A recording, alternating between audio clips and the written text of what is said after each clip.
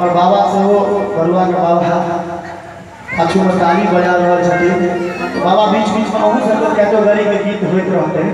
तो अहाँ के कैटेगरी के गीत कतौ हेतै हे के पठनी पे एक दीदी है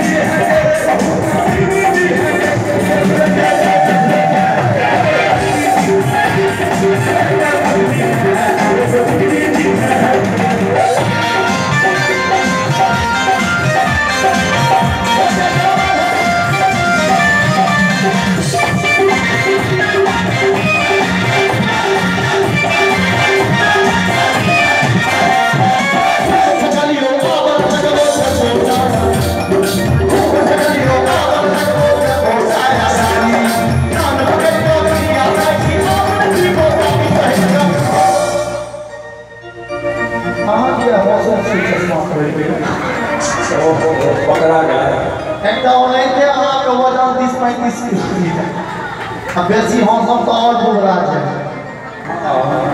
गान बगे कभी आखे छी आपने भी बोलतानी सही को ताली बजेबे सही को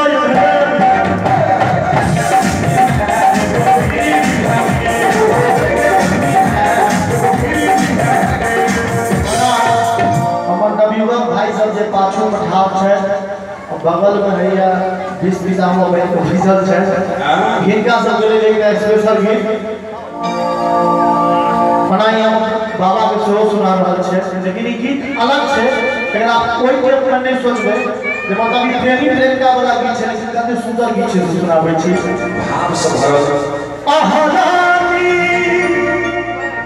छी हमारा